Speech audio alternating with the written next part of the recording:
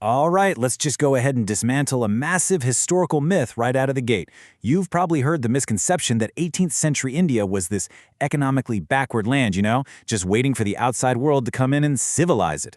But if we actually look at the data and the historical records, the Indian subcontinent was already one of the world's great economic centers long before British conquest. We're talking about an agricultural system that fed millions, textiles that literally clothed multiple continents, and ports that acted as the bustling hubs of global trade. So the crucial point we have to establish right away is this. When European traders first arrived, they absolutely did not come to develop India. Reality check. The Portuguese, the Dutch, the English, and the French, they showed up because India was already immensely wealthy. They were practically tripping over each other, fighting intensely just to get access to these markets. They were totally dependent on Indian rulers for trading rights, drawn to this massive, pre-existing economic engine. To really grasp why European powers fought tooth and nail for dominance here, we're going to break this explainer down into 5 main pillars: the ultimate global prize, the agricultural foundation, textiles and industrial might, networks of global trade, and finally, the vulnerable giant. Okay, kicking things off with part 1, the ultimate global prize. Let's look at the sheer scale of India's 18th century economy. Before colonial rule even started, this was literally one of the largest manufacturing and trading economies on the planet, pumping out a massive share of total global manufacturing output. Moving right into part 2, the agricultural foundation. This was all about feeding millions and fueling an empire. At the very base of this wealthy society was its farming. The vast majority of the population lived in villages and relied entirely on agriculture. It was, without a doubt, the absolute backbone of state revenue and rural life. Now think about the incredible regional specialization across the subcontinent at the time. You've got farmers growing rice out in Bengal in eastern India, wheat up in the north, and cotton over in the west. And then growing practically everywhere you had sugarcane, indigo, tobacco, oilseeds, and pulses. And sure, production relied heavily on monsoon rains, but they didn't just sit around hoping for rain. They built these really impressive traditional irrigation systems: wells, massive tanks, canals, river networks. All of this meant village communities functioned as these largely self-sufficient little worlds, complete with their own local artisans, blacksmiths, and weavers.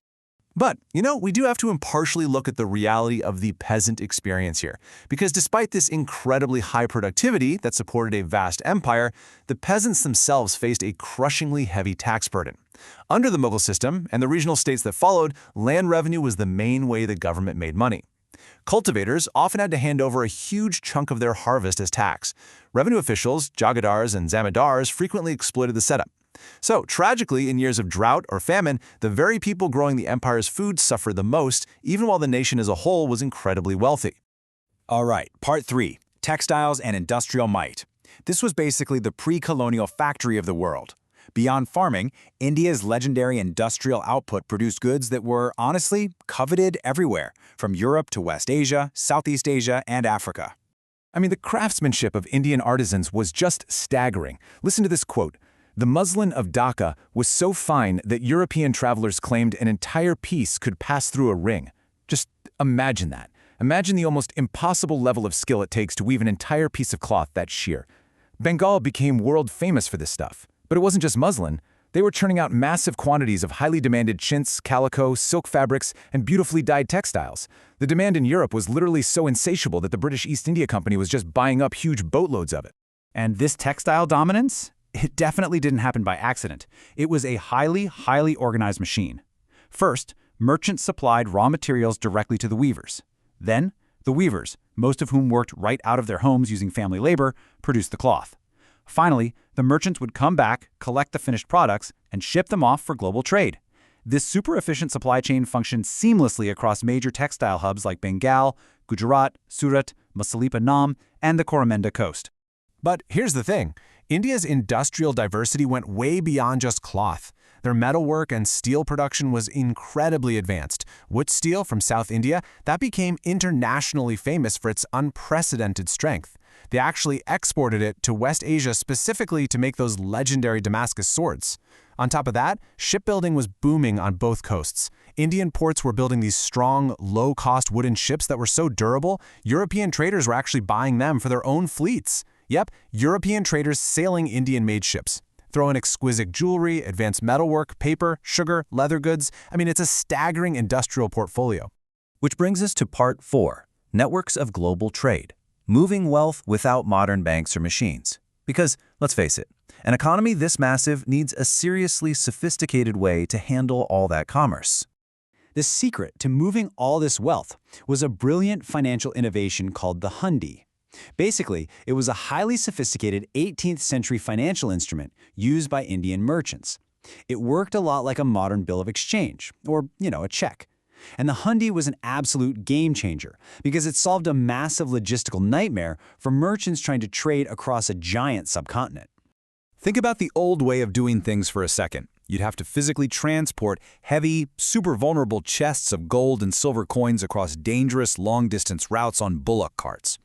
The hundi system completely bypassed that. It allowed merchants to transfer huge sums of money safely across incredible distances without physically carrying a single coin. Through this huge network of bankers and moneylenders financing trade, massive internal commerce was facilitated securely and super efficiently. These financial tools completely empowered major trading communities, groups like the Baniyas, Chettiars, Bohras, and Marwaris, who are massive players in global commerce. They managed these sprawling commercial networks out of bustling key ports like Surat, Calcutta, Masulipatnam, Madras, and Bombay.